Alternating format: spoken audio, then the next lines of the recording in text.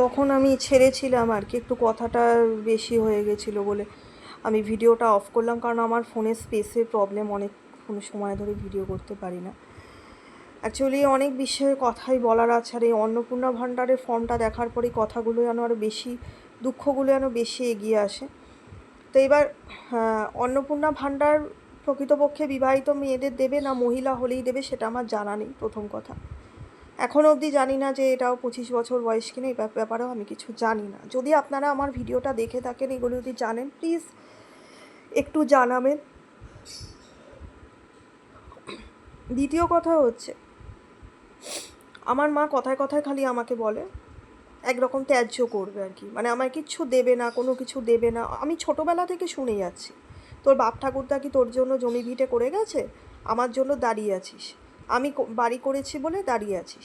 একটা মানুষ করেছে, পরিবারের লোক, বিশেষ করে সে একটা মা হয়, সে করেছে, আমার বাবার বাড়ি কিছু ছিল না, এখন সে বিয়ের আগে তো সেটা দেখেছে যে ভাড়া বাড়ি। আমাকে অনেক সময় বলে আমি কিছু পাইনি, আমার কি কোনো ইয়ে হয়নি, আমি কোনো প্রাপ্তি করিনি। সে যা পেয়েছে সেটাও তো বহু মেয়ে পায়নি, আমার কোনো মাসিরাই পায়নি। সে তো একটা চাকরি করে, ঠিক আছে, সে একটা সরকারি চাকরি পেয়েছে, সেটা তো আমার মাসিরা বা বহু মেয়েরাই পায় না। সে এখন সে তবুও সবসময় তার অভিযোগের শেষ হয় না, ঠিক আছে। এবার এই কথাগুলো যে বারবার ছোটোবেলা থেকে আমার কাছে বলে, আমাকে একটা মানসিক অসুস্থ জীব তৈরি করে দিয়েছে ছোটো থেকেই। এখন সে তাহলে, তার তো দেখে শুনে তার বিয়েটা করা উচিত ছিল। সে তো সেই জিনিসটাকে দেখেনি, সে দেখতে পারতো, তাহলে সে তাহলে ভাবতে পারতো। আমি তো এই কথা বলেছি, তোমার যখন যোগ্যতা আছে, তুমি একটা চাকরি করো, তাহলে তুমি আরও একটু দেখে শুনে অনেক ভালো পয়সাওয়ালা ঘরের ছেলেকে বিয়ে করতে পারতে। তুমি যখন এখানে দেখছো যে তাদের বাড়িঘর কিছু নেই, তারা ভাড়া থাকে, তার নিজস্ব পৈতৃক বাড়ি বলে কিছু নেই, তুমি তাহলে সেখানে বিয়েতে এগ্রি করলে কেন?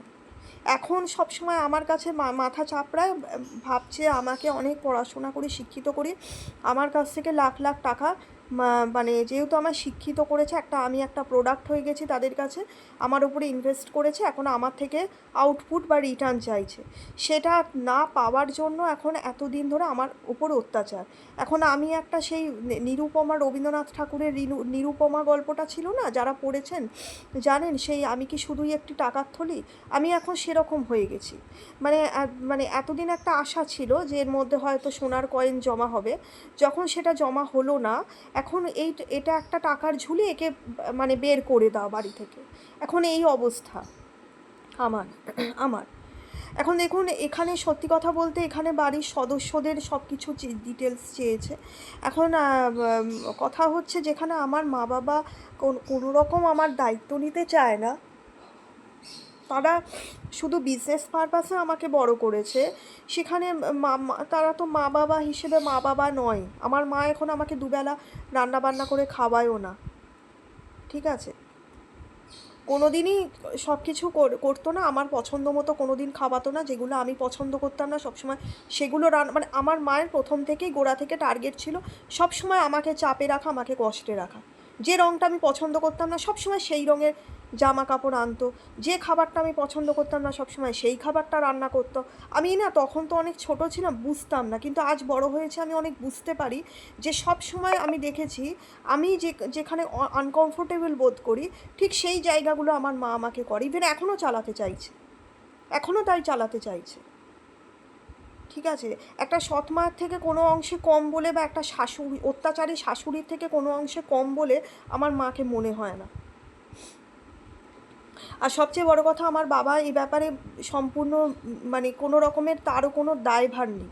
যারা পুরুষ আধিকারিক নিয়ে বা পুরুষের অধিকার সম্পর্কে কথা বলেন, বা পুরুষ অধিকারত্ব ব্যাপার বা এইসব নিয়ে কথা বলেন, তাদের মুখে অনেকেই শুনেছি যে ডিভোর্স হয়েছে, বাবার কাছে গিয়ে যে অসুবিধে কোথায়, বাবারা তো বড় করতেই পারে, কিন্তু জানেন তো বাবাদের মধ্যে সেই আন্তরিকতা খুব কম থাকে পুরুষদের মধ্যে।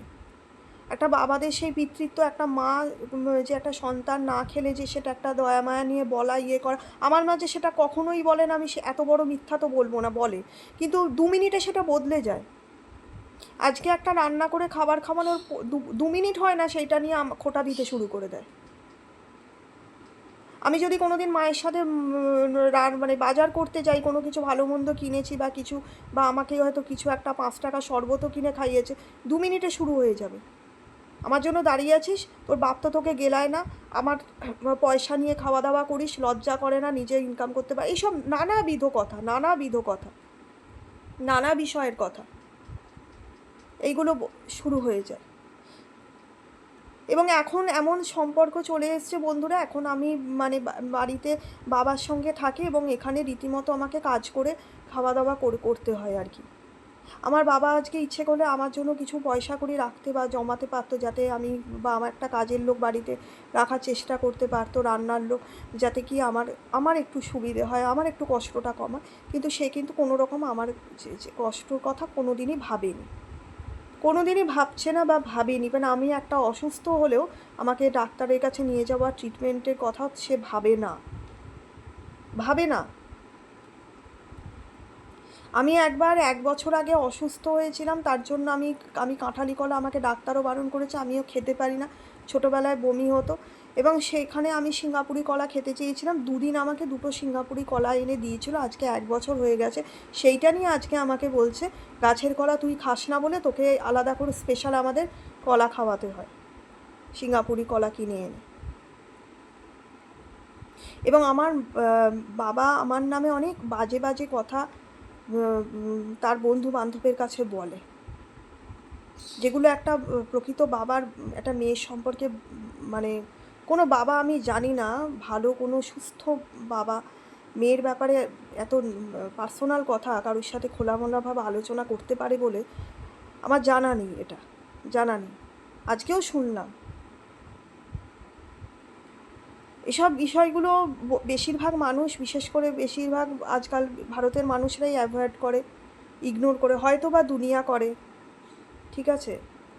এখন হাতে একটা আছে, কোনো জায়গা আমার তো কারোর কাছে বলার নেই, এবং সবচেয়ে বড় কথা আমার আত্মীয় স্বজনরাও খুব খারাপ, মানুষের একটা আত্মীয় স্বজনও থাকে, যে বাবার বাড়ি হোক মায়ের বাড়ি হোক একটা আত্মীয় ভালো ইয়ে করে, কিন্তু তারাই উল্টে দেখে আমার নামে আমার মায়ের কাছে মিথ্যে কথা বলে ঘরে আরও অশান্তি, যদি কখনো শুনতে পায় না যে বাড়িতে একটা ঝামেলা অশান্তি হয়েছে, তখন দেখেছি তারা আমার নামে মিথ্যে কথা আমার মায়ের কাছে গিয়ে বলে, যে তোর মেয়ে তো এই বলেছে তোর নামে, আমি কিন্তু সেটা বলিনি, কিন্তু বলে আরও ঘরের অশান্তিকে বাড়িয়ে দেয় আমার আত্মীয়রা।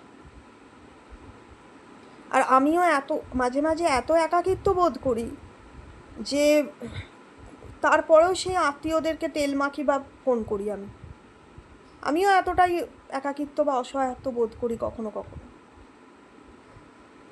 এখন দেখুন, সত্যি কথা বলতে অন্নপূর্ণা ভাণ্ডারের প্রথম শর্ত হচ্ছে যেটা, ভারতীয় হতে হবে, ভারতীয় নাগরিক। দ্বিতীয় যেটা বলা হয়েছে মহিলা হতে হবে, বা সেটা বিবাহিত না অবিবাহিত সেই প্রসঙ্গে আমি জানি না, আপনারা প্লিজ জানলে হাত জোর করে বলছি একটু জানাবেন আর কি, সেটা আমি জানি না। তো সেই হিসেবে আমি একটা মহিলাই। তৃতীয় যেটা রয়েছে, কোনো ট্যাক্স দেওয়ার ব্যাপার নেই, এবং ট্যাক্সের ব্যাপার হচ্ছে আমার তো পয়সা নয়, আমার তো কোনো রকমের পয়সা নয়, সেটা আমার মা বাবা সেটা ভাগিদার, আমি 1 পয়সা সেটা পাইনি, শুধুমাত্র আমার নামে করা হয়েছে, ট্যাক্স দেওয়া হয়, ট্যাক্স দেওয়া হয় না তা না, ট্যাক্স দিতে হয়, আমার থেকেও যায়, কিন্তু ব্যাপারটা হচ্ছে সেক্ষেত্রে আমার সাথে কিন্তু কোনো লিঙ্কেজ নেই, তাহলে এক্ষেত্রে কিন্তু আমি, ভালো করে অঙ্কটা ভাবুন, আমি কিন্তু যোগ্য এক্ষেত্রে পাওয়ার, কিন্তু আমার মা বাবার জন্য আবার অযোগ্য হয়ে যাচ্ছে, মানে একে তো আমার মা বাবা আমাকে কোনো রকম হেল্প করেই না, উল্টে তাদের এই ধরনের সিদ্ধান্তের জন্য সরকার থেকেও আমি বঞ্চিত হচ্ছি, আমি 1 পয়সা সে মা বাবার থেকে পাচ্ছি না, কিন্তু সরকার ভাবছে যে ট্যাক্স যখন দিচ্ছে আমি পাচ্ছি, কিন্তু আমার টাকাটা এইভাবেই রাখা হয়েছে জয়েন্ট করে, যে সেখানে আমার কোনো অধিকার নেই, আমি 1 পয়সা তুলতে পারি না, এদিকেও গেল ওদিকেও গেল, সরকার ভাবছে আমি পাই, কিন্তু আমি পাই না, এটা মিথ্যা দেখানো হচ্ছে ইনকাম ট্যাক্স বাঁচাবার জন্য, কিন্তু আলটিমেট আমি পাই না। ট্যাক্স দেওয়া হয় না তা না, ট্যাক্স অবশ্যই দেওয়া হয়, কিন্তু এটা আমার তো কিছুই নেই, আমার ভ্যালু তো এখানে জিরো, আমার ভ্যালু কিন্তু জিরো, ব্যাপারটা ভালো করে বুঝতে পারছেন তো, আমার ভ্যালু জিরো, কিন্তু আইওয়াস সেখানে দেখানো হচ্ছে মা বাবা পায়, কিন্তু আমি এখানে ভাগিদার না, ভাগিদার মা বাবা, আমি ভাগিদার হচ্ছি না, যার ফলে সরকার থেকেও আমি হয়ে যাচ্ছি, বাতিল হয়ে যাচ্ছি। এখন আমি যদি বলি যে তোমাদের জন্য আমার সরকার থেকে অসুবিধা, তোমরা আমার নাম সরিয়ে নাও, সেক্ষেত্রে আমার বাবা মা বলবে বাড়ি থেকে বেরিয়ে যায়। এবার সেদিক থেকে দেখতে গেলে আমার কোনো জমি নেই। অনেকে আবার বলছে আমাদের 1 কাঠা 2 কাঠা জমি আছে, সেটার আবার কি দলিল দেবো, কি হিসেব দেখাবো? 1 কাঠা 2 কাঠা কি, একটা মানে মাটির গুঁড়ো পর্যন্ত আমার নামে নেই দুনিয়াতে। এমন একটা নরকের দুনিয়ায় এসছি, এমন একটা পৃথিবীতে এসছি যেখানে 1 ফোঁটা গুঁড়ো মানে মাটির গুঁড়োও আমার নামে নেই। এই দুটো পা দিয়ে আমার না এই পৃথিবীতে আর বাঁচারই ইচ্ছে নেই। এই এই এই দুটো পা পৃথিবীতে রাখার আমার কোনো অধিকার নেই। আমি এখন দেখছি আমার কোনো অধিকারের জায়গা নেই, যে আমার এই দুটো পাকে আমি মাটিতে কোথাও নিজের অধিকারে যে দাঁড় করাবো, সেই জায়গাটুকু এই পৃথিবীতে আমার নেই। সেই জায়গাটুকুর দাম লক্ষ লক্ষ টাকা, সেইটা কিনতে গেলে লাখ লাখ টাকার দরকার। 1 লাখ টাকাতেও আজকাল জমি হয় না, কয়েক লাখ টাকা, প্রায় মিনিমাম খুব কম করে খুব আজে বাজে জায়গা হলেও সেখানে 7-8 লাখ টাকা 1 কাঠা জমির দাম। তো সেই হিসেবে আমার কোনো জমি জায়গা নেই, কিন্তু আমি কিন্তু সেই হিসেবে দেখতে গেলে ভিখিরি মানে সেই হয় যার কোনো জমি জায়গা থাকে না। আমার একটা নিজস্ব দোকান ছিল, আমার মা আমাকে ফ্ল্যাট করে দিয়েছিল, সেই দোকানটা আমার মা জোর করে বিক্রি করে দিয়েছে, আমাকে করতে দেয় না। সেখানে আমি দোকানটা করে খাচ্ছিলাম, সেই জায়গাটা আমার মা বিক্রি করে দিয়েছে। আমার মা ওখানে একটা ফ্ল্যাট করেছে, আমি শুনেছি ওখানে নাকি আমার নামে জয়েন্টে আছে ফ্ল্যাটটা। এখন বলছে আমার ঘরটা ছেড়ে দিতে, ওই ঘরটা আমি ভাড়া দেবো। তুই তো কোনো কাজের না, তুই তো সংসারে কোনো টাকা পয়সা আনতে পারিস না, তাই ফ্ল্যাটটা তুই ছেড়ে দে। জিনিসপত্র এই দেখুন, আমাকে একটা খাট কিনে দিয়েছিল, খাটটা ভেঙে গেছে বলে বলেছে তুই খাটটা ব্যবহারের উপযোগী না। একে তো বললাম একটা ডাক্তারের চেম্বারের মতো একটা খাট, সেই খাটটা নিয়ে নেবে বলেছে। আমাকে যেটাই দেয় সেটা কোনো দিন পুরো দেয় না, সেটা দেয় একটু উসবুস হলেই সেটা আবার ফিরিয়ে নেয়। এদিকে আমার জিনিসগুলো কিন্তু সে পুরো ভাগে দখল করছে। আমি কিছু কাপ মানে প্লেট এনেছিলাম আর কি, খাবার প্লেট, সিরামিক টাইপের, বাট কাঁচের, ওটা ওপেলওয়্যারের। সেই প্লেট বাটি চামচ সব নিয়ে নিয়েছে নিজে, সেগুলো সব নিয়ে নিয়েছে। আমি যখনই কোনো শাড়ি নতুন কিনতাম, সেটা আগে আমি পরার আগে সে নিয়ে নিত। কোনো জুয়েলারি কিনছি, সেই জুয়েলারিটা সে নিয়ে নিচ্ছে। আমার যে কটা পুরনো চুড়িদার ছিল সমস্ত নিজে নিয়ে নিয়েছে। মানে আমাকে না বলে, ছোটোবেলা থেকে দেখেছি আমার ভালো ভালো প্রিয় প্রিয় জামা কাপড় আমাকে না বলে একে তাকে দিয়ে দিয়েছে। আমার গয়না, আমার যখনই আমার কোনো জামা কাপড় বা আমার গয়না আসতো, সেই ফ্রকগুলো পর্যন্ত নিজে বাড়িতে পরতো। তারপরে যখন তার পছন্দ হতো না, সেই ফ্রকগুলো তখন সে কী করতো, কারণ আমি একটু হেলদি চেহারার ছিলাম বরাবরই, আমার মায়ের শুটকো পাকানো চেহারা, সেই জন্য খুব সহজে হয়ে যেত। অনেকে হয়তো ভাববে যে কেন, কী করে পরতে পারে। এবার সেই ফ্রকগুলো নিজে পরতো। তারপরে যখন সেই ফ্রকগুলো, এবং সেই ফ্রকগুলোকে না অনেক বড় করে বানানোও হতো। আমি অনেকটা মোটা থাকা সত্ত্বেও লোকে আমাকে বলতো যে এর ভেতর দিয়ে আর একটা বডি চলে যাবে, মানে যাতে নিজে পরতে পারে, সেই জন্য ফিটিংস করাতো না, অনেকটা বড় সড়ো চেহারার বানাতো আর কি কাপড় দিয়ে। এবার সেইগুলো নিজে ব্যবহার করে কী করতো, যখন পছন্দ হতো না আমার জিনিস, আমাকে জিজ্ঞাসা করতো না। আমার দিদি একবার আসাম থেকে আমাকে একটা কাপ প্লেট এনে দিয়েছিল, সেই কাপ প্লেটগুলো নিজে নিয়ে নিয়েছে, সব কটা চামচ কাপ প্লেট। আমি দিদিকে বলে, দিদি কোনো দিন নিজেরা কিনে দিত না আমাকে কোনো শখের জিনিস, দিদিকে বলে দিদি আমাকে কিনে দিয়েছিল, সেটাও নিজে নিয়ে নিয়েছে। আমার যা দেখে, যা জিনিস দেখে, যেটাই সেটা নিয়ে নেয়, এবং তারপরে সেটা যে আমি দিয়েছি তাকে, আমার যে দরকার হতে পারে সেইটা সে ভাবে না, সে তার ইচ্ছে মতো সেটা কিন্তু অন্য লোককে দিয়ে দেয়, দিয়ে তার কাছে ভালো সাজে, নাম নাম নাম সাজে। আমার গয়না ফয়নাও তো, আমার বাবা মেলায় গিয়ে একটা কানের দুল কিনে দিয়েছিল, সেই দুলটা আমাদের বাড়িতে সে নিতে চাইছে না, না মেয়ে শখ করে কিনেছে, আপনি আমায় দিচ্ছেন কেন, সেটা সে দিয়ে দিল তাকে। নিজে তো একটা জিনিস কোনো দিন কিনে দেয়নি, একটা জিনিসও কিনে দেয়নি, উল্টে আমার বাবা যদি কখনো বা কেউ আমাকে কোনো উপহার দিচ্ছে, সেটাও পর্যন্ত আমার থেকে নিয়ে নিত, এরকম করেছে। তো এটা আপনি কী বলবেন? একে আপনি মায়ের তকমা দিতে পারেন? বলুন, আপনারাই বিচার করুন। এখন সেই হিসেবে দেখতে গেলে ভিখিরি, একটা গরিব আর ভিখিরি দুটোর মধ্যে তফাৎ আছে, জানেন তো? গরিব মানে হচ্ছে যার কাছে বাড়িঘর আছে, থাকার জায়গা, মানে 3টে আছে, জামা কাপড় আছে, খাওয়া দাওয়ার অবস্থা আছে, এবং থাকার জায়গা আছে, খুব সাধারণভাবে চলে, তাদেরকে গরিব বলে। ভিখিরি মানে যার এই 3টেরও অভাব আছে, তার কাছে কিছুই নেই, মাথা গোজার ছাদ নেই, কিছু নেই। আমার মাথা গোজার একটা ছাদ নেই আজকে, 1 ফোঁটা মাটি নেই একটা। সেখানে বলতে গেলে আমার মা বাবা আমাকে যে কোনো মুহূর্তে রাস্তায় বার করে দিতে পারে, যে কোনো মুহূর্তে রাস্তায় বার করে দিতে পারে। তাহলে নিয়ম মতো কী হলো? নিয়ম মতো অন্নপূর্ণা ভাণ্ডার কিন্তু আমার পাওয়ার যোগ্য কিনা আপনারাই বিচার করুন, আমার মতো মেয়েরা পাওয়ার যোগ্য কিনা। কারণ আমাদের কাছে কোনো জমি নেই। আর সদস্য বলতে গেলে এদের কাছে থাকা না থাকার কোনো ব্যাপার নেই, কারণ আমার মা বাবার সঙ্গে থাকি। আমার মা কিন্তু আমাকে ভাত রান্না করে বা রাতের রুটি রান্না করে খাবার রান্না করে আমাকে দেয় না, খাবার রান্না করে দেয় না। আর আমি যে অ্যাস্ট্রোলজি করে যা ইনকাম করি বা এমনি টিউশানি ছোটো অল্প বিষয়ে যা কিছু আসে, অনেক কষ্ট করে যা আসে, সেই টাকা দিয়ে আমাকে বাড়ির বাজার করতে হয়, তবে গিয়ে আমি দুটো খাবার পাই।